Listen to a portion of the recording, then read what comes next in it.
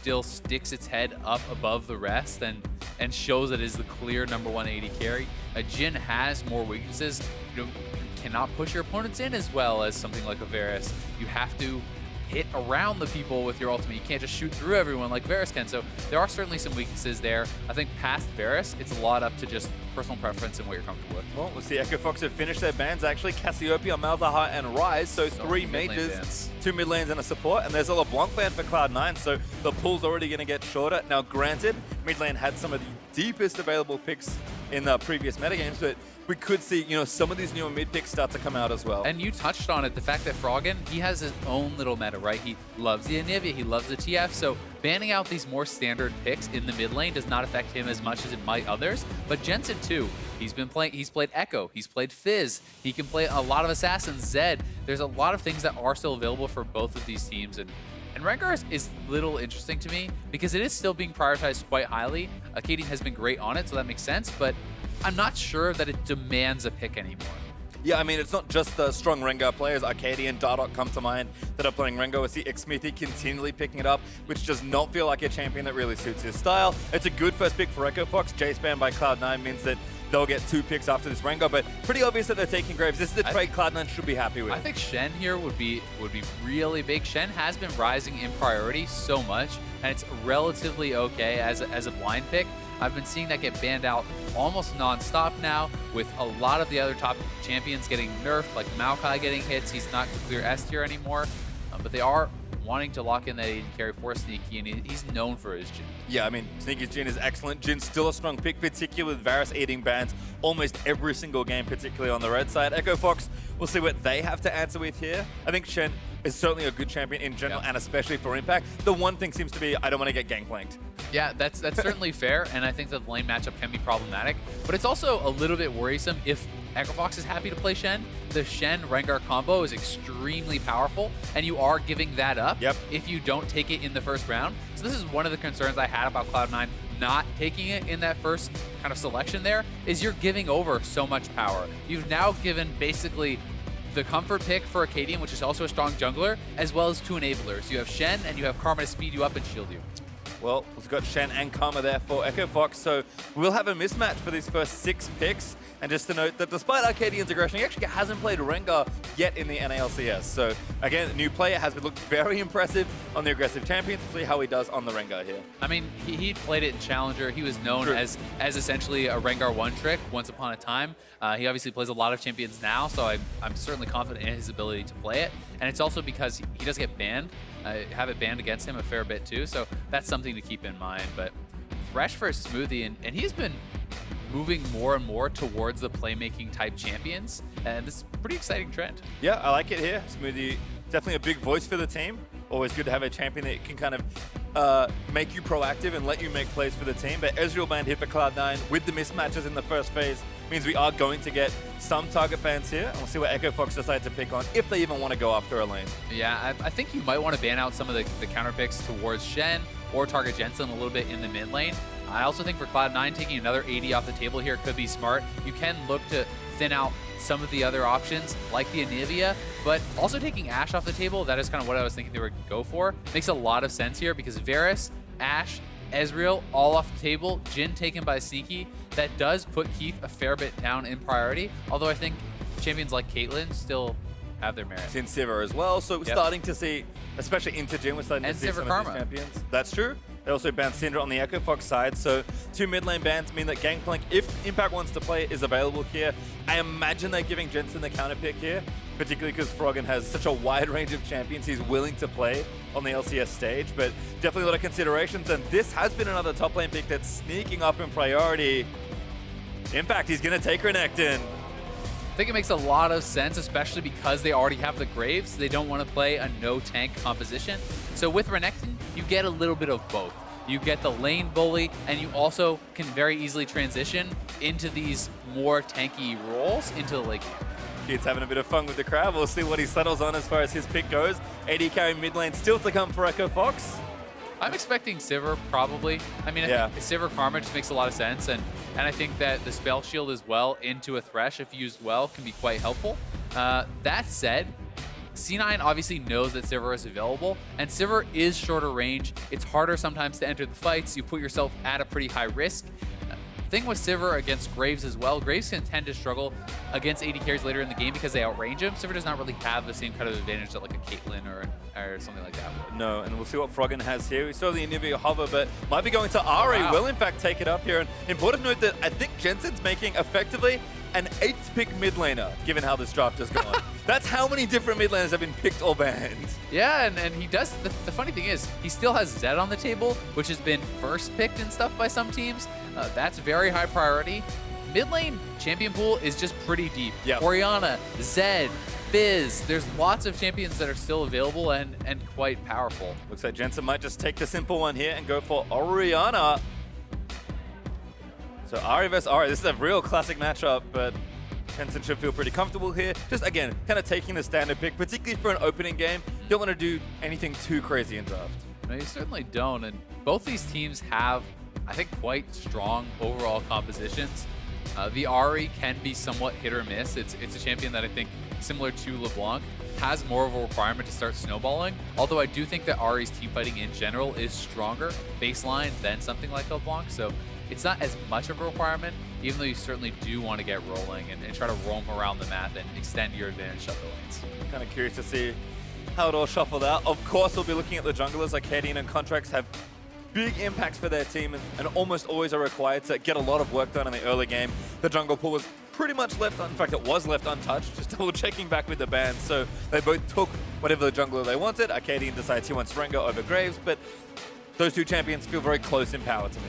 Yeah, they really do, and I think that Cloud9 is going to have to play very carefully around the certain power spikes. When the ultimates become available for Echo Fox, you could look for 5-man dives in the bot lane with Rengar, with Shen, with Ahri roaming down. These are things that are very scary for them to deal with. So I think that while they have a lot of power in the first few levels, they have to be careful around those level 6 ultimates. And I think Shen is an interesting pick that you highlighted early in the draft, where Cloud9 kind of effectively just gave it away. They could have taken it. There were some risks associated with the pick, but Shen is a top laner that does something that no other top laner does, which is have global presence, in addition to being a standard top lane threat, a tank, and a split pusher that can manage your side waves. So I agree with you. I think he's a very high priority pick. We'll see if the mismatch, as far as ability, affects top lane at all. But we are under Summoner's Rift for our first game of this fine Saturday. Echo Fox versus Cloud9.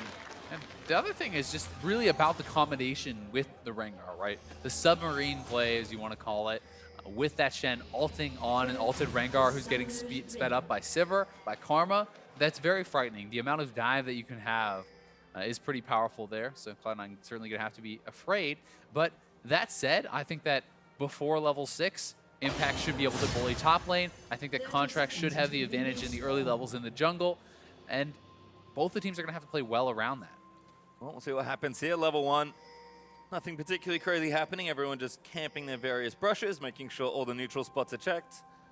It's nice to see Impact rocking. Very appropriate skin choice for himself.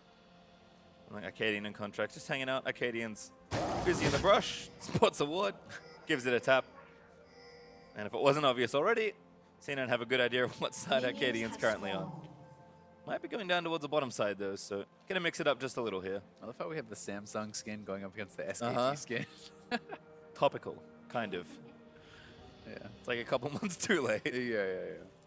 Close enough. Or years, I guess, if you're dating the skins to when they were original. No, we're not doing that. Okay. It still counts. All right, so Akaadian going to be starting here. And I think that this, while this Raptor start is okay and it can work pretty well, I think you really only should be doing it if you have some sort of an AoE leash. And in this case, the Ahri can help out quite a bit with that. With Impact, he's going to start Q and he's going to walk into the pit and he's going to use that to help leash. If you can't actually get a lot of damage down on the little Raptors there, you take way too much damage from that first camp as pretty much anyone other than Graves. Yeah, and you can see Contractz very healthy. Akaadian taking a little more damage as checking with the mid lane. Jensen already getting aggressive, moving that ball on top of Froggen wherever he finds appropriate. And of course, Orianna's auto attack's always good. She's just such a solid, safe mid laner. She really is, and she has a lot of late game power. So the fact that you do have wave clear, you have safety, allows you to actually just kind of scale up oftentimes to those stages where you can start to take over, and that's often at the 3-item threshold that people love to talk about with Orianna. Well, we'll see what Froggen can get done here on Ahri, champion that's kind of rising back into the meta game. So curious to see how Impact does in that top lane. We mentioned the Impact in week 5, the last time we saw him play, was subbed out actually in their series, and they still lost with Ray coming in for the final game. So Impact has definitely not been feeling like himself. Renekton is a champion where he can kind of put on his carry pants and really show off on. And Lupa should struggle a bit in the early lane. Yeah, I would certainly expect to. One of the great things about Shen, though, is how strong your last hitting is under turret. So you can get pushed in, and unlike Maokai or whatever, you pretty much shouldn't miss any of the last hits. You can pretty much get everything there as the Shen, which is very strong. And you know, much like I would say we gave Bjergsen a bit of a break for some weak early performances, I would give the same benefit of the doubt to Impact. You know, he had one rough week, but that's essentially the first bad performances it has felt like he has had since playoffs last year. Yep. So, you know, you certainly can't expect this guy to show up and not perform well just because of a couple bad games. See Jensen starting to bully Froggen out of that lane. We'll see if the CS lead builds up at all. Meanwhile, Akaadian actually wrapping around that top side, although Contractz is down. Going to blast cone his way over, looking for something here in the bottom lane. Perhaps right now it's just going to take the Krugs away. Yeah, I mean, this is a little bit worrying for Impact, though, as he's pretty far up.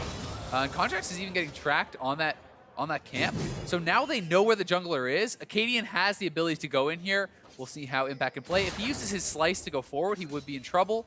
But knowing that Contractz is down there on the Krugs, he can assume that Akaadian is mirroring him on the top side. Yep, red ping there for Cloud9, so I have a very good idea what Akaadian is up to. Impact going to play patient, let the wave push back in. Taunt missed there from Lupa. I think he shortchanged that one. Yeah. You actually can do less than the maximum range on a taunt. So if you put your mouse just barely in front of your character, you actually just move like a centimeter. It's not ideal. No, it's certainly not ideal. Akaadian in the meantime will just continue kind of jungling. But it looks like Contractz is doing the same. Did take the Krugs away. Did get spotted by the duo lane of Echo Fox, but again, we'll just have a bit of vertical jungling for now. Contractz should safely be able to take these. And this is pretty smart that he actually didn't back out because they're assuming Akaadian is topside. As long as his lane pushes in the opponent's bot lane, they can't afford to actually come and try to stop this counter jungling, right? They just have to say, you know what, we know he's there, but we can't do anything about it because they will lose too much in the bot lane. Same story there for Akaadian. Goes by his Raptors and probably already knew they were gone, so instead he'll just see what he can get. Unfortunately for him, the bad news is that he's only got a wolf camp up, so he's going to hit the recall button and get a first buy-in. Looks like Contractz will do the same. As Keith and Gate will check in with them for the first time, getting pushed in a little by Sneaky and Smoothie. Sneaky has a very slight CS lead. And you wouldn't really expect the Sivir Karma to get pushed in, but sometimes that can be the implied pressure of the Thresh. Although the Thresh does not help to push the lane like a Karma does, the threat of getting hooked can make you play very scared. And they're not actually standing up autoing because Smoothie is up ahead zoning, and they are frightened of that Thresh all in. So they have to respect it. That is actually what is allowing them. Very nice from Smoothie. Now going to try and get damage in there. Flayback is getting some poking onto Keith, and pretty much what you were talking about.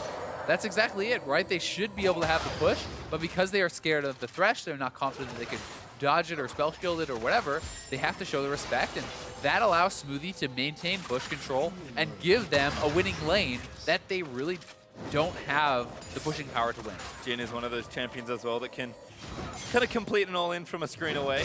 Yep. So you have to be careful of all that poke coming out. Impact in the meantime, Ding's level 6, shoves that wave in, but Loop has got his ultimate ready as well, and so we'll just have the early backs and then teleports to lane. We'll see if Impact wants to waste their TP, because he is going to be behind a global, with Shen, of course, having access to Stand United as well. And the advantage of shoving in your opponent like that is you don't actually have to TP, right? You get there in time to pick up the wave, so that is what Shen is facing. He almost certainly will have to expend his TP, because when he gets back, he shoves it in. Impact will be able to get it to his turret before he can return. So that's kind of the trade-off there. That's the advantage that Impact has gained from the push. Contractz has been slotted, but doesn't see his Krug camp. He saw it now, because that one popped out of the bush. It's like little popcorns. Impact's going to make sure he chases out Akaadian, puts down a control ward in the top tri-buff there, and does manage to walk all the way back to lane. And key to note, this is level 6 Rengar now, and Shen will be basing very likely at level 6, so bot lane will have to be extremely careful now. You know how Smoothie and Sneaky were posturing aggressively, bullying the bot lane through doing that? They now have to think twice about doing that, because great, Smoothie goes up in that second bush, well, they just pop Sivir ult and Shen comes in and you die. Yeah, Akaadian 6 as well, so that threat of the Rengar Shen is now on the table for Echo Fox, and Froggen, despite getting bullied, only 10 steps behind. There you go. Looking in for mid lane, Froggen needs to hit the charm. Flash from Jensen, dodges the skill shot, and now Akaadian's in! First blood anyway for Akaadian! The TV's coming in though, they're trying to turn it around. Gonna try and make something happen. Akaadian is low, but Impact a little late.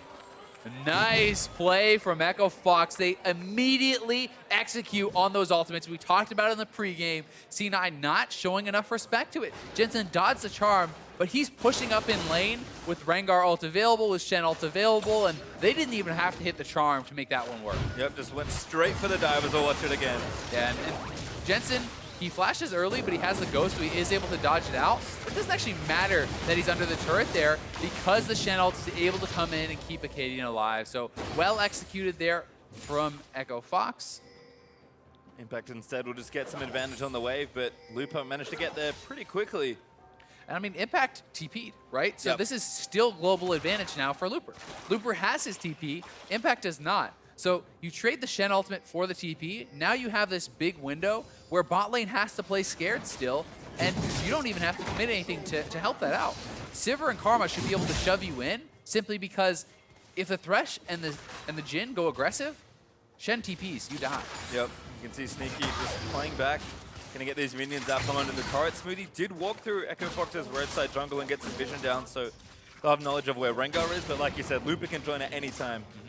But even just having that knowledge is extremely important because Rengar, he's able to circumvent a lot of those wards, obviously, once he pops his ultimate. So you need to have wards, you need to be able to move around and manipulate the wave properly, knowing where he could be on the map. So the fact that they know now he's fully out of that bot side jungle, they have a little bit more confidence to play.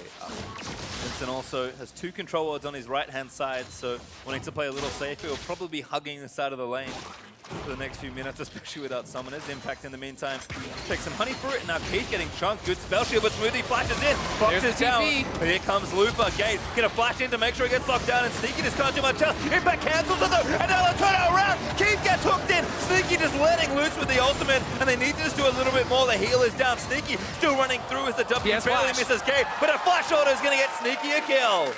Big plays from C9.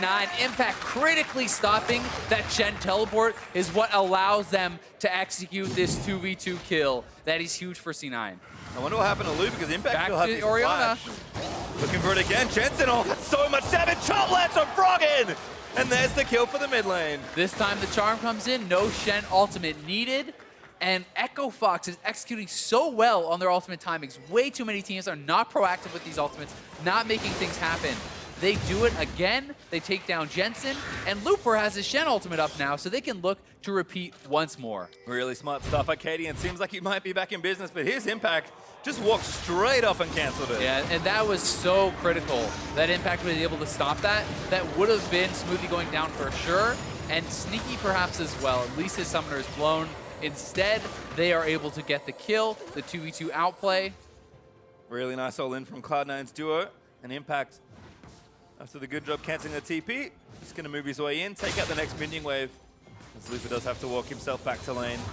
You can see that CS lead's kind of starting to build there as well. 20 up now for Impact in the Renekton versus Shen matchup.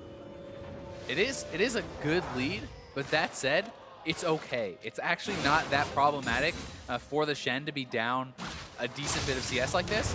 It only becomes a big problem if he can start smashing you and bullying you under your turret and taking turrets. Because Renekton's scaling is actually pretty awful, whereas Shen always is going to have a massive amount of use throughout the game. So Shen can continue to stay relevant, can continue to look for plays around the map, because that is more his purpose, whereas Renekton kind of has to smash lane. See Jensen actually just committed his ultimate just to poke Froggen out a bit, but Ahri does have some sustain built in with a passive. Good charm, actually. Gonna get some poke back in. And Graves is hoping to bait someone, but looks like the duo lane's riding up for Echo Fox. And you can see the respect that Jensen has to show to all this attack. He has to get the merc treads this early on. Contractz does have no flash, actually, so he's in a bit of trouble. Ball's good there as Jhin now going to roam up and try and snipe somebody down. K eats 2. That's a third, fourth one coming. Stand United goose for Looper. Ooh, that feels bad that you have to blow the Shen ultimate like that. That is a problem for Looper, because not only does he expend his playmaking ability, he expends it with the wave at his turret. So he actually loses a lot from that, and that is more the story. We talked about how Renekton has to smash lane. Now he's getting so much free time on the turret. He's getting a bigger CS and XP lead. and Looper does not have the threat of moving around the map. So C9 has free reign. Another play again onto Jensen. Froggen does nail another job. Akaadian locks it down. They're just too good. They are playing it so well. Froggen nailing the charms on the last 2 attempts, even with those Merc Treads. Not much they can do. That said, turret pressure, lane pressure is being cashed in on across the map for C9. They take out the bot lane, get the first turret. Top lane turret very low. Echo Fox should be able to eventually get this trade, but they will have to stick around if they want to try to do it. They need another wave. Sneaky doesn't have his ultimate, but the rest of Cloud9 are coming into that mid lane to cover for it. Yep. And the tower's going to stay standing for now. Jensen's going to walk back. Sneaky's going to get a little bit of CS. I mean, there's not much in it. That tower, there's a whole lot left. But Cloud9, the longer they can hold on to it, the better. The one thing you kind of have to look at is this paying off for Echo Fox, right? They've gotten 3 kills on Jensen, but it's tied in farm, right? Is that enough of an advantage for the investment? Is this how they actually win the game? And I think, you know, it's tough because you can make the argument that, well, he'd be behind if they're not helping him and things like this, but they haven't gotten too massively ahead. Akaadian and Froggen certainly still have to continue to execute on these kills because they're actually down in gold. Yeah, you can see Cloud9 up, mostly thanks to that first turret, about 500. Froggen is about 300 gold ahead, so not a huge lead at all for the mid lane, although Abyssal Scepter now finished means that they'll have a pretty good item. Contractz getting jumped on, Froggen looking for the charm, flashes over the wall for it, but Contractz burns his flash in response. Quick flash out there from Contractz. A nice attempt at the play from Froggen, and you do get punished less as an Ahri for using playmaking summoners like that, simply because you have your ultimate to kind of make up for that. And Froggen's ultimate is almost back up. We have the Rengar ultimate back up. TP is back up on Shen. And look for them to make some plays here. They're actually trying to TP right down to bot lane. Impact trying to start that wave. Trying to snare it up. Impact very tanky. Turret gonna fall on the top lane as Impact still fighting it out. He gets the kill on the key in the 1v3 outplay. What were they thinking? They had 1 minion and almost no damage to take down this Renekton. They give up the TP. They give up a kill. And Cloud9 aren't done. Froggen does get the mid lane turret, but Cloud9 continue to push with 2 marksmen here. They are going to get 2 turrets as Contractz looks for the last bullet. And Cloud9 come up massive on that trade, although Echo Fox working on this outer turret, even though Impact got the kill. Yeah, the big problem there is Keith is tanking the turret, right? You cannot have that happening. You need your armor stacking Shen to be tanking that turret so Keith can be free firing. And will they even get it? They will probably eventually take this down, but they're definitely way behind on the trade. It just hurts, but it's enough. Let's see how much health it has. So look at the turret juggling here, and they basically just went on the play too early. The wave is getting cleared out, and they're like, oh crap, we gotta go now. Gate has to flash out. He's already taken so much damage. Now Keith is tanking the turret, and he's just gonna go down straight to the turret shot. So this is a very poorly executed dive from Echo Fox. They needed to wait for Shen to come through and then go for it. Because if you're worried that the minion wave is getting cleared out, you're not actually accomplishing anything by tanking the turret earlier. Yeah, and you know, a bit of a mess, but 3 turrets to 2 now for Cloud9. Echo Fox do make some trades here and there, but C9 still up 1,000 gold. Looking good for them. Blue buff going to go over to Jensen here. Make his lane feel a little bit better. And we'll see if Echo Fox can continue staying proactive with their Ahri, with their Rengar, and particularly with Shen having his ultimate back up as well. Another dragon is picked up there for Echo Fox, so they will have that under their belt, a little something working for them, and that added speed is going to be nice, especially with the Rengar ultimate and the Ahri. These kind of champions that want to close the gap and make those plays, I think can be pretty helpful. You can see Contractz trying to cut somebody off. It's actually Looper. Good snare there from Sneaky. Now immediately looks for the ultimate Smoothies here as well. Looper doesn't have many places to get out to. Play back in, make sure he gets hit by the ulti. Spirit's Refuge down, but they should have plenty of CC left. Latin in for Sneaky to deliver the last few bullets, and that's going to be the kill. Goes to Contractz. Yeah, and he was just trying to delay as long as he can for Echo Fox's push on the top side. He had already accepted his fate as soon as he didn't blow his summoner there. They're trying to make the trade. But C9 just seems to be a little bit ahead on all of these plays. As soon as Echo Fox stopped being proactive with the Rengar and the Ahri and the Shen, C9 has kind of moved around the map better than them and starting to bully them. These are just uneven trades. I mean, tier 2s for outer turrets isn't something that Echo Fox really wants to be doing. And they might even lose this inward turret as well. Yeah, Cannon Minion Wave is perfectly timed. There's a Rengar ulti. Submarine started, but Sneaky going to get out. He takes the lance, and Contractz could be left alone. Trying to get out, heal there from Sneaky to try and get him in. The hook from Smoothie zones the rest, and Jensen's down as well. Yeah, another trade there. Well won out from C9, and Not only that, but a little bit desperate, going for the 2v3 engage with Thresh Lantern available means they lose out on the trade and they lose their playmaking abilities.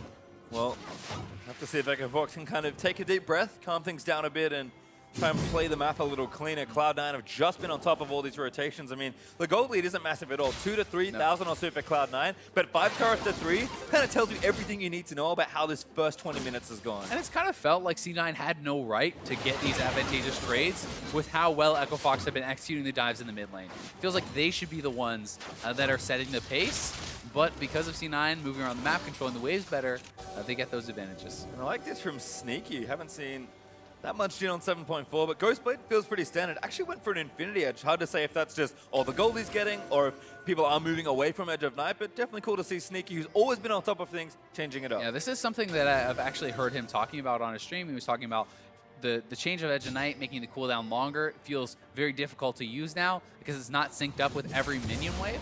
So it is certainly more situational. You have to use it at the right times. But Jhin ulti opening up. Kate, just try and dodge the last few bullets. Keith actually eats the unfortunate end of that last shot. Akaadian looking for a play, but Cloud9 clumping together. And no play to be had there for Echofox. No, not at all. Akaadian's still doing very well on the Rengar. He's up a lot in farm. He has a couple kills to his name, almost has the Black Cleaver available, so he's going to be getting that CDR going, which is very important for the Rengar to use those ultimates even more frequently, especially now that he has rank 2. Well, it's been looking good, but it feels like the last few Rengar ultimates have not yielded kills for Echofox, which was the opposite of what was happening in the first 10 minutes. And again, the last couple haven't even yielded threat of kills. Well, Impact now pushing down onto Lupa. This is a very long lane for Echofox to have to deal with. And Impact doesn't really have enough coverage, but he knows the rest of his team is shoving down mid. And Cloud9 are just trying to take over the map and could be able to get this out of turret for themselves. Echofox a little late to the defense, and that's going to go down. Yeah, and you nailed it with the point. C9's already applying pressure elsewhere. So in that situation, even if Impact gets ganked, he doesn't really care because they're already on the turret mid lane. And that means that they would be free to get that. So that is so big about split pushing. If your team is already not pressuring, then you need the coverage. But if your team is pressuring very heavily and can get something even if they gank you, then you're fine. You don't need the vision as much. Yeah, you can see Froggen trying to also create a wave of pressure in the top lane, but Jensen should go to answer that after shoving mid back in. C9 rotate down, clear out vision. Contractz takes the red buff, and they make sure they cover Impact's recall, as everyone's going to go back to base. I mean, Froggen will get some chip damage done here, but that's just all it is, a little bit of damage. Not too much going on for Froggen, and hasn't really been able to get much done, even though his lane opponent died 3 times in lane with those ganks. He's not really been able to push that into anything else. Echofox by no means is out of this game, obviously. Even though it is feeling like it's moving more and more into C9's favor, Echofox is relevant in the gold lead. They have Sivir plus Karma. They have a very strong late game team fight with that. That said, they still do need to keep executing on these Shen Rengar plays and looking for that around the map. And it's just tough because Echofox can't afford to be as proactive as they would want to be because there's a giant mismatch as far as geography goes. So Cloud9 have done well to sort of play the map despite Echofox's good execution on ganks and plays like that. But we'll see if they can find the pick, or if C9 just make a mistake and Echofox are able to capitalize, because this game is well within touching distance for Fox, and one big fight around an objective, say the Ocean Drake that's up in 10 seconds, could yield a huge swing. This game for C9 is really what you hope to see from teams when jungle pressure is applied unevenly. You hope that because all these people are going mid lane, your teammates will get something done elsewhere, right? And C9 really has been able to do that. Every time ultimates and abilities were committed on Jensen in the mid lane, top lane got some sort of an edge. Bot lane was able to get more of an edge. So they made up for it and turned it into a trade instead of just a disadvantage. And that is one thing that C9 I think is very, very good at. Here comes the play from Echofox. Everybody zooming in. Sivir ultimate's already been popped, and Akaadian was looking for the flank. Karma Mantra Shield's going to speed everyone up, at Cloud9 will take the appropriate way out. Impact's going to get snared up, but he's straight onto gate instead. Now Froggen actually making a 1v4 play, but Akaadian's in with Lupa. Contractz gets himself, towards it up, but the shockwave is going to keep them back. Double play from Smoothie, and Echofox just went too deep. Lupa's going to go down here as well, and Impact is now looking in for Froggen. Gate going to get tagged. Last bullet needed, does not get the snipe as Keith shields it. Smoothie has flash. He can keep chasing with this if they want, but they may just go straight over to Baron. Looks like they're headed that way. 22 minutes in, but they are healthy. and want to force it. And credit to EchoFox for making the proactive play, but C9 respond in what looked like a pretty effortless attempt. Easily deflect the blow from EchoFox, and now they're going to try and take this Baron down. EchoFox, 3 to defend with here. Yeah, I mean, Ahri has no ultimate, Sivir has no ultimate. They can turn this around on EchoFox very easily. Froggen snared as well. They're just keeping him out of the pit. Everyone's getting slowed by Jhin Trap. Baron is low, but they should have the smite to secure it. Contractz gets it. Smoothie locks down Gate. There's one as Contractz leaves him for another. Flash hook on the Froggen's gonna now yet another kill for Cloud9. Just such a big swing for Cloud9 here. They have now broken the game wide open, and this play was forced way too hard. If you look on the mini-map, you can see where Sivir, where Karma are. They're going in to essentially a 3v4 here. Then Impact comes over. The bot lane is still zoned out. It is now a 5v3, 5v2 essentially, because like the Ahri had to jump back over the wall. The bot lane was never able to get involved, and that is not a fight that you can win against a good team. Really well played there for Cloud9, and they did well to just stick on the Baron and pick off the stragglers as EchoFox tried to stop the attempt. And we talked about the gold being pushed. Well, that's no longer the case. Yeah. 6,500 gold up for Cloud9 with a Baron buff for the next 2.5 minutes. And an open inhibitor. I mean, the pressure that Cloud9 has had throughout the game is now paying off big time. And it's felt like EchoFox has just been playing with a lot of desperation despite a really good start. They just felt like they did not have confidence in their ability to play the game in a more standard way. And C9 held on, weathered the storm, and are now in full control. And EchoFox are a team that are always willing to make the aggressive play and go for high risk, high reward. But unfortunately, when it doesn't work out, it costs you a lot. And that Cloud9 are in prime position to do real damage to these inhibitors. You already mentioned the bottom lane is still open from the play earlier. It looks like Impact is going to do his job and get the Baron-empowered minions pushing towards top lane. Yeah, they're just trying to create that pressure. Bot lane is already going to be pushing for them, so that's why they're not heading down there. They're going to pressure mid and top and force someone to try to go down to answer, but it looks like Rengar is looking to make a play. See if he can pull it off. He's coming around behind. Ulti from Sneaky's already getting poked down, but good shields from Gate actually going to prevent that. Akaadian straight in with Looper again. Jensen needs to line up the shockwave. Lands on the Looper for the snare after Jhin W, and here comes Impact as Contractz takes down the Shen. Akaadian going to get stunned up by Impact. Shockwave's going to miss. Akaadian flashed out, but they're going to keep chasing on Cloud9. Don't find another, but they'll take the 1 kill. Take the 1 kill, absorb the ultimates. Now not much threat of an engage at all from EchoFox, and Cloud9 can simply walk this in to what should be an easy inhibitor. Still got the bottom wave open as well, so the timing should work out nicely. So they take mid, and then bottom lane is perfectly positioned to get another inhibitor. So Cloud9 looking for the strong double play, and that tower melts to the Baron-empowered minions. Yeah, that one's gone. They're going to get at least the 2. Probably will back off, reset, spend up all the gold that they have now collected. This is just a monumental lead. Got a lot of gold in those pockets, but EchoFox, no, they can't really do too much here. And if they make a mistake, they'll lose the game with Cloud9 in their base. So they smartly let Cloud9 back away and spend their gold, but it's looking rough right now as Cloud9 are 8,500 gold ahead. Yeah, it's hard to see how EchoFox gets back into this now. The engages are very telegraphed, and one of the things that Impact is doing so well in these fights that can be very easily overlooked is the zoning of the bottom lane. He zones these guys out so sweet. The Ahri, the Rengar, and Shen are all flying in. And then Impact just goes and stands in between the bot lane and the rest of his team, essentially creating a 4v3 or 5v3 situation. He did it in the topside fight. He did it again there. And Impact does feel like looking a little more comfortable. Week and a half off or so. Looks to have helped as Cloud9 are just going to slowly saunter up to top lane and try and take the last inhib down. They know that EchoFox have to make some sort of desperate play. It looks a little like this. Impact's just going to face check. He's not too afraid. He finds 2. He's like, all right, we'll have a fight. And look at Froggen. He's also looking for the flank. Look on the Sneaky. Good gank there by Froggen. But C9 is going to keep moving forward. Blastcone gets 2 out, though, and EchoFox, a clean kill. Yeah, nice play there from Froggen. Gate is caught in the wrong neighborhood. I said it was a clean kill. I may have lied. Gate's going to try and buy as much time as he can, but Jensen's in. That's the flash out from Gate. Impact is still getting away, pushing, so Cloud9 can kind of afford to chase here, but Gate's going to make his great escape out towards the base, and Jensen really wants his kill. Pops the Ghost. He's going to try and run down the Karma. Jensen's still not giving up. He's going to W his way in. He's got plenty of mana with the blue buff. It's like a pride thing at this point. He's like, you're not getting away. Yep, and Gate's run away, and Jensen, I think he's given up. Oh, man, that's actually hilarious how much time that bought them. Pretty good job by Gate, you gotta say. Contractz even ulted backwards to try to catch back up to him there. But here's the pick again.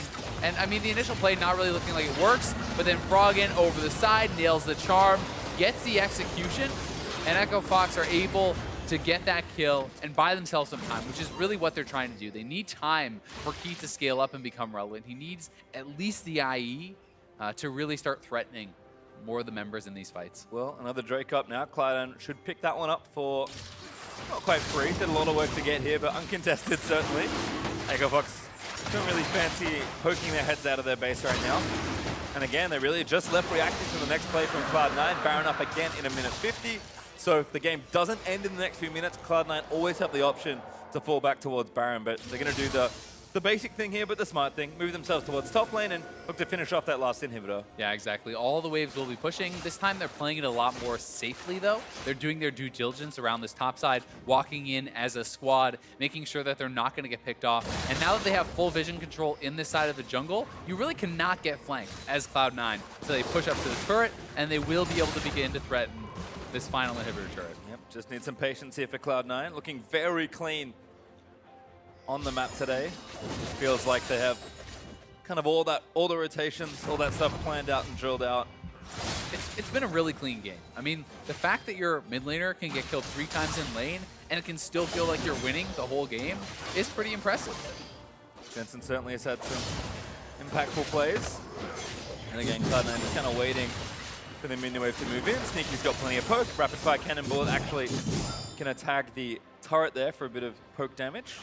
And again, Cloud9 just waiting for an opportunity, whether it's a minion wave that's coming through bottom lane, whether it's someone out of position, or whether they just kind of complete the siege slowly but surely, or even fall back to the Baron, which is I think what they're doing now. 30 seconds till that's up. Already have swept out the vision, so they'll get their trinkets down, sweep it any extra vision, and then force Echo Fox to come towards them. And the advantage of keeping a push going like this on the top side is you know for a fact no one from Echo Fox has gotten out to reclaim any vision. They have not been able to get any wards down in that quadrant whatsoever, so C9 can very easily bait, they can very easily try to rush the Baron. They have essentially every option, and Impact will continue to keep pressure on the bot side. And Echo Fox, I mean, look how dark that map is. I mean, can't see too many wards, certainly not on the left side. They can see their own red buff. Yep, well that's good. Not great when C9 are threatening for a Baron or camping in a brush. Is Impact actually looking for a flank 1v4? Probably not. He wanted to spot them out, so he sees that they're there, they're retreating towards their base. C9 can then make a more informed decision on what they want to do, and it looks like they don't want to risk any sort of Baron rush on the chance that Akaadian could smite steal it, and they're going to play it a little bit more safely. But now heading over to that Baron. Yeah, they kind of counted out the trinkets. Impact is providing a bit of bait, and now they know they're going to have to run over there. Cloud9 started it up, but they pull away immediately with the threat of Rengar ultimate. And again, C9 just reset the situation. Impact, as caught as a Renekton can be, flashes out of the way. Echo Fox might actually fancy a chase on this. Impact still 1v4, and now they're just going to go back in for it. Froggen going to get ulted on, but Contractz is trying to get a bit more damage in. Keith, slowed on the front line, looked a little dangerous. This is actually a pretty decent job by Echo Fox. I mean, they hold on with all their inhibitors. Oh, Froggen, good flash, gets himself out from under the Jhin snare. Contractz going to miss that ultimate. But Cloud9 just going to go back to it here. I mean, Froggen just doesn't have health to play with. I mean, that force from Froggen was a little bit too much. They'd actually stalled out the Baron, allowed themselves that time to get everything back, and now Froggen kind of throws it away with that play. Tried to get too much. C9 right onto the Baron. All right, smites are up for the junglers, so Cloud9 don't want to make this too risky.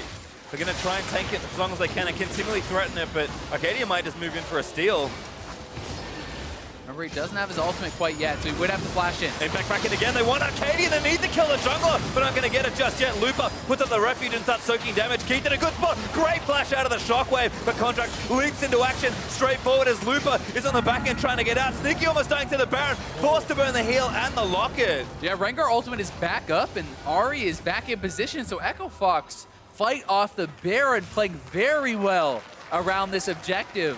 Pretty impressive stuff from Echo Fox. 6 minutes ago, give up both their inhibitors. Baron's on the table. They defend everything.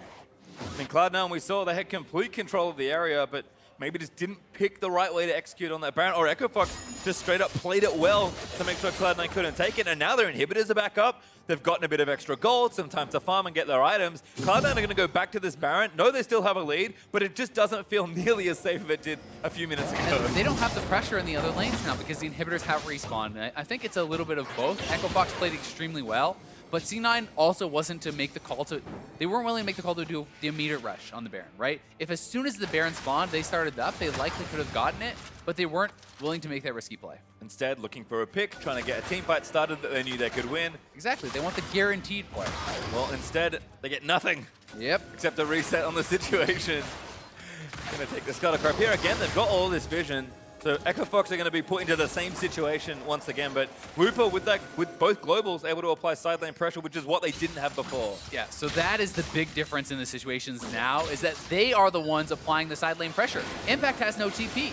Looper has his ultimate and his TP. Echo Fox need to track this, so they see them on that Baron. We'll have to go now because C9 could just rush us down. Akaadian's actually already in. I think he's going to try and steal it. He gets it, but Contractz gets the Baron. Froggen, though, zoning the rest out. His Impact the Contractz soaking damage. Sneaky. Let's rip the ulti as Smoothie zones Froggen off to the left. Now Looper getting snared up there as Contractz gets up under Akaadian. It's a bit of a chaotic fight, but Smoothie eats a charm and some damage from the Ahri. Looper barely gets out on the right-hand side of the Baron, and Cloud9 get the Baron and no one dies. No one dies at all, which is great for Cloud9, picking up that global objective, and Keith is just struggling to get involved enough in these fights. He did not have his flash there, could not really go aggressive and actually get much done.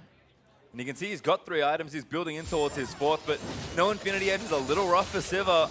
Keith, Sivir scales extremely well, but can need to kind of build up. Yeah. That's really the biggest thing, is you have an Orianna ball that's zoning you out, you have the threat of all the CC, and you have so many damage threats too. So even though he was able to bounce out a decent amount of ricochet damage, could not get quite what he wanted to. Well, good take here from Echo Fox. They'll trade, essentially, the Baron for the Ocean Drake. Now Elder Dragon will be ready to spawn if we make it that far in this one. Cloud9, though, again, they've got plenty of work to get done again with their second Baron buff. Had a almost 4,000 gold Baron power play on the first one. We'll see if they can end the game with this one. Yeah, I mean, they definitely want to at least get in there and get those inhibitors, but Renekton is falling off the cliff about now. Renekton stops being nearly as relevant. The Shen gets better and better and better from here on out. So the longer Echo Fox hold on with the Sivir, with the Shen, I think they do get more advantages, but this is the key Baron that they need to hold on to kind of reach those super late game stages, because their Sivir doesn't even have an IE yet.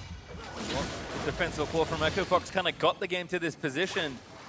C9, I think, just going to band together and one by one take down the inhibs. Ooh, Shockwave not going to hit onto Keith, and now Echo Fox leap into action.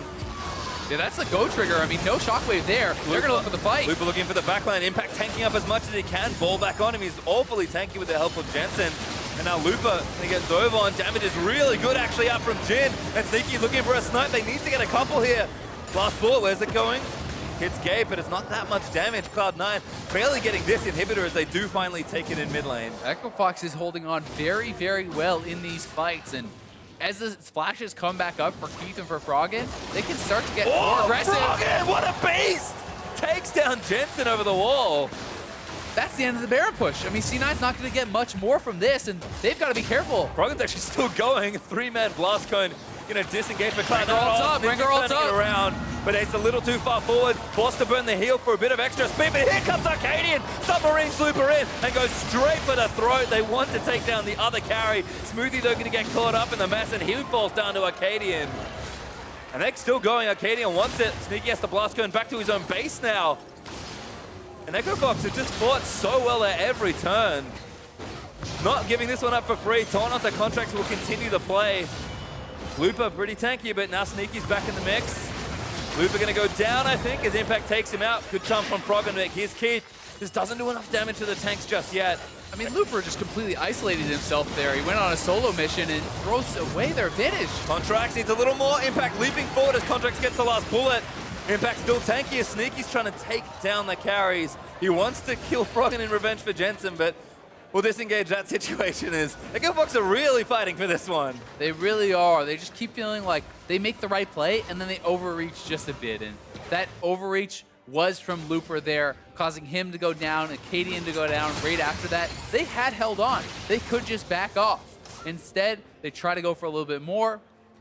Either way, still alive and only lost one inhibitor to that Baron. Not too bad. Yep, and bought a lot of time as well, as they will respawn. Impact straight over the wall. And this is the problem, right? Now the extra respawn timers are causing them to lose the second inhibitor. So that is pretty rough, as Baron is going to be respawning eventually. But then all make it down, but can only really get this. They have to go back into with the minion wave that's threatening their tier 2 turret in bottom lane. No major objectives to take just yet either, so Cloud9 will, again, take the bottom lane inhibitor for the second time this game, but Echo Fox are making this very difficult.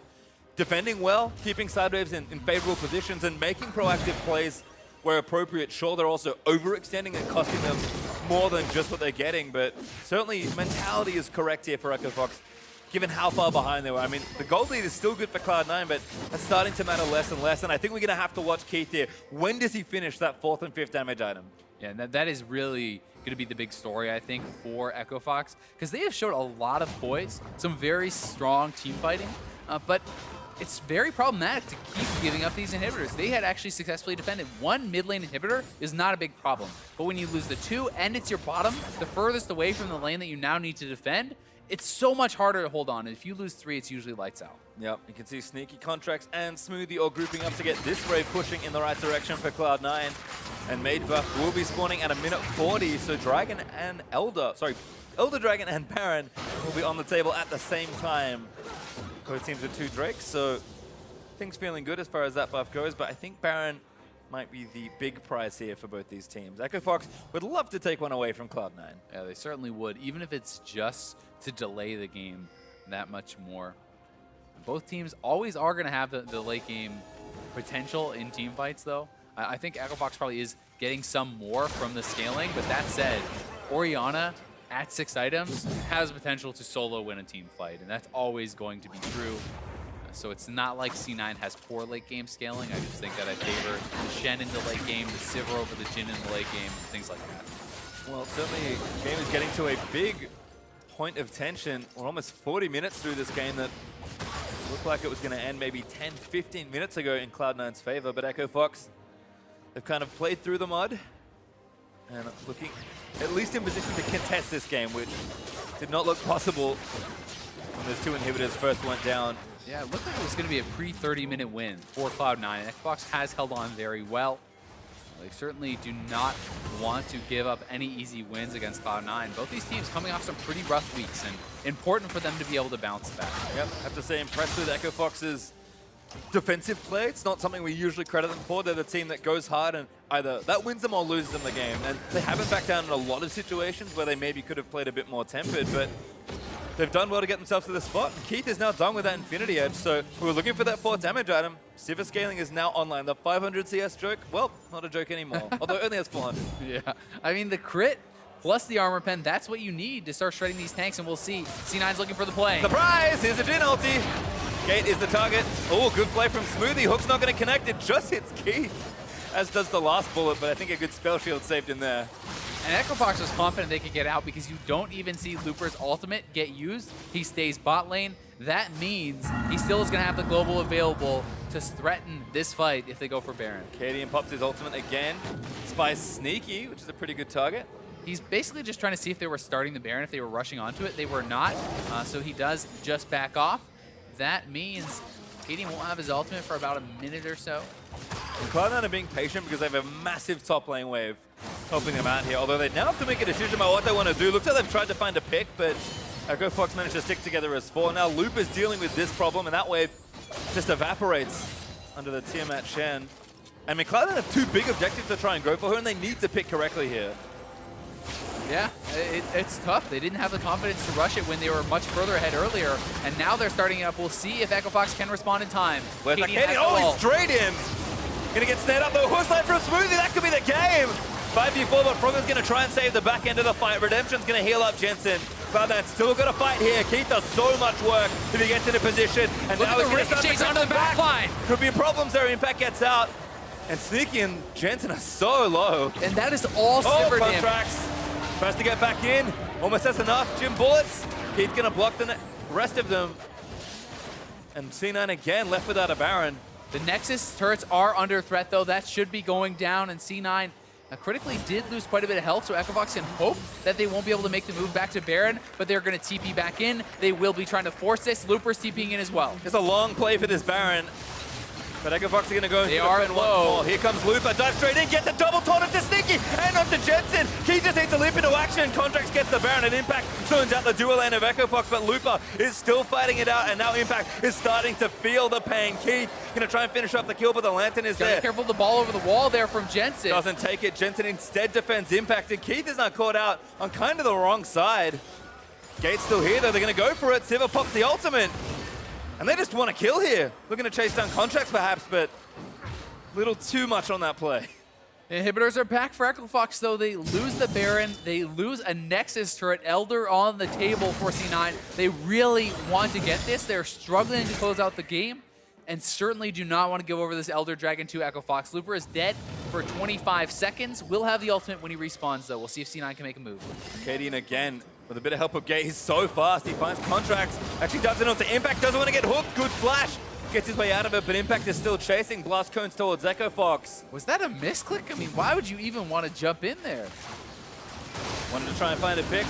Froggen actually pressuring mid lane, so maybe Akaadian just is going to try a steal, but he doesn't have anywhere to get over the wall with no flash and no ultimate. So that's going to be Elder Dragon over to Cloud9. And that essentially means EchoFox will lose at least their 2 inhibitors once again. And that is the call that they have made because Akaadian had no ult, even though Looper was up with the Stand United.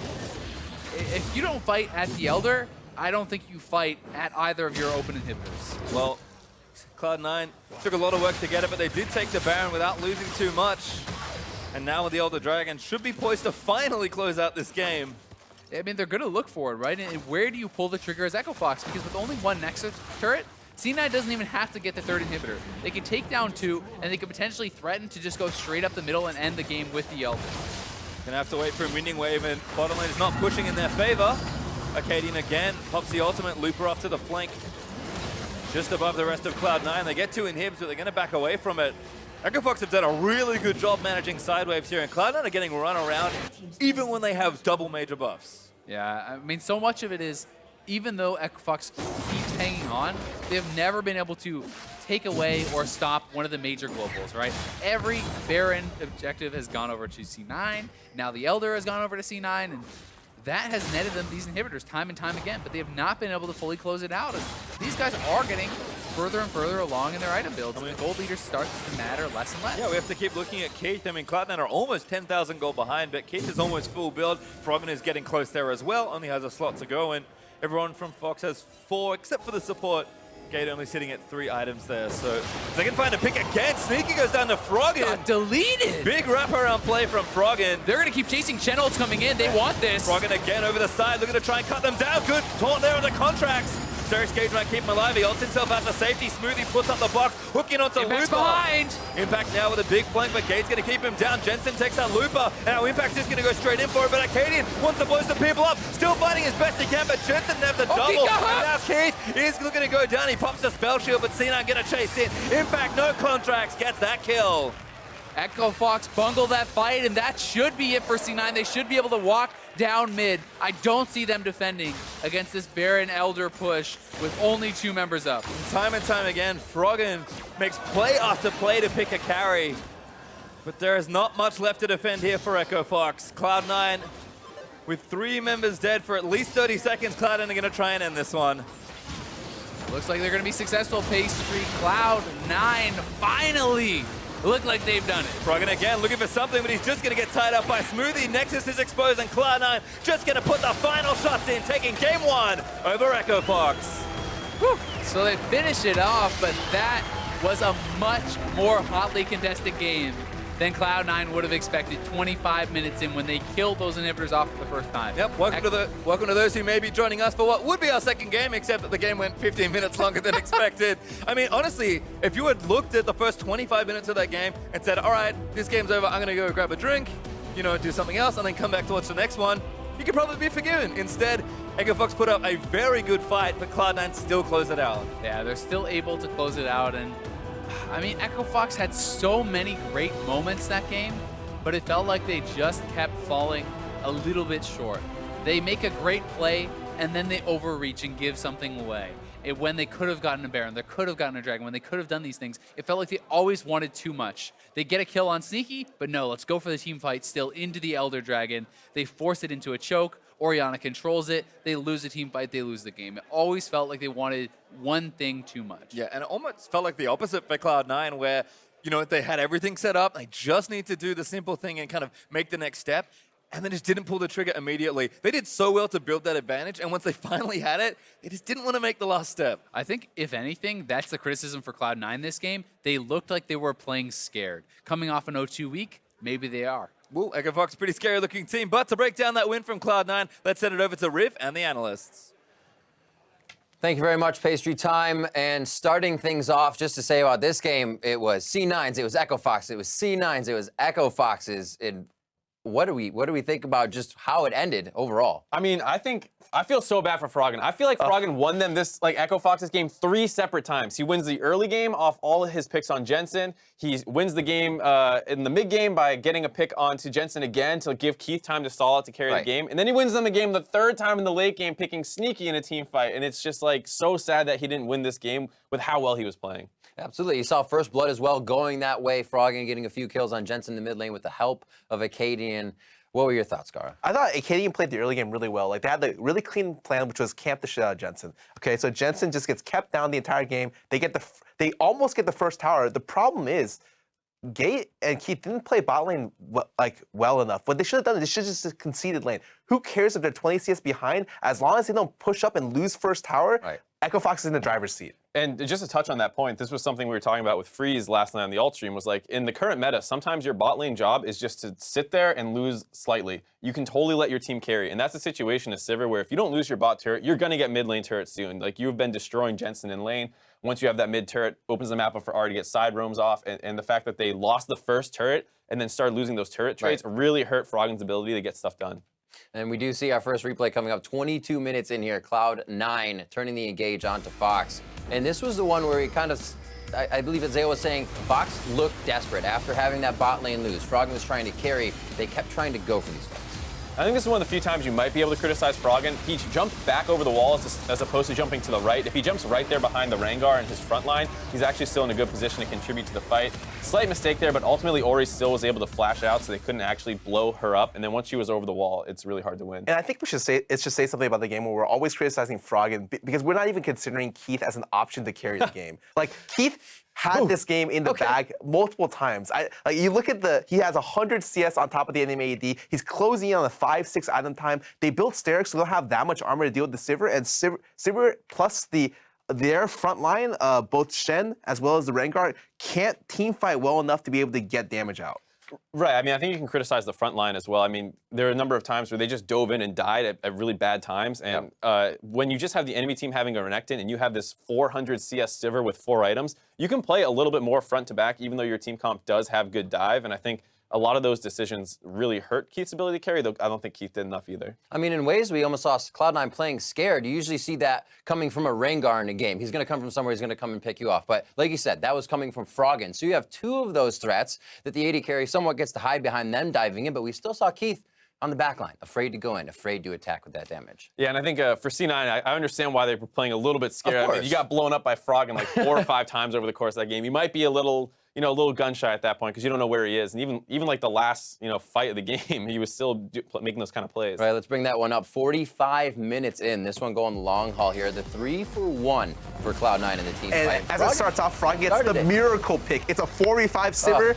Has almost 6 full items. How do they lose this fight? Watch the front line from Akaadian and Looper. They go in, they don't go in at the same time. Keith doesn't walk up. No one follows up Looper. Looper just takes free damage. Keith is so scared of the Oriole right now. And now Impact makes his play from the back line. Impact essentially out front lines both the front line for Fox right here, and then the game's just over. Yeah, and I mean, the Ori ball is something you have to be scared of, but you're so conscious of it at that point that that's all you really need to be scared of. You think Keith can play a little bit more aggressive, assuming he has spell shield up, and I know he has his flash up, so you can at least flash the Ori ball. So I think not going in with Shen, but also Akaadian wasn't there, like you said. It was a very disjointed fight by the front line. And this is a situation where they're behind 8k gold, and Froggen gets the pick on in a way that you can't even account for. It's like something that you're just like, oh my god, he did it. You know, this is our chance, and they flubbed it. Right, you expect the Sivir activation, the rushdown comp, and the rest of Cloud9 to disappear. Well, honors for that game is going over to Impact for player of the game, biggest effect in the team fights. Also, some of the Baron calls he did to disrupt what was going on there for Echo Fox inside, and really just give Cloud9 the upper hand in a lot of those fights by zoning out Keith. I was really impressed, actually. Like I said in my analysis, Impact, I thought, like, out front-lined both the front line from Echo Fox. Like, by himself, one Renekton did more than Shen and Rengar. I think that it just speaks volumes about how he was able to control the pace of the fight and how he was able to push up pressure to the backline and get out. And it was over the course of the whole game, too. He had that really important interrupt on Shen, which let the C9 bot lane start snowballing through there. And then he had the time he survived into the turret, also misplayed by Echo Fox, but he punished it very well. That gives them the huge tempo advantage, which gave them the turret lead. So a lot of the plays you can look at and see that they're mostly off the back of Impact. All right, well, both teams getting their feet wet after a little bit of a break here in day 2 of week 6. We're going to step away for a quick break, but when we come back, it's game 2 between Cloud9 and Echo Fox. Stay with us. You're watching the North American LCS.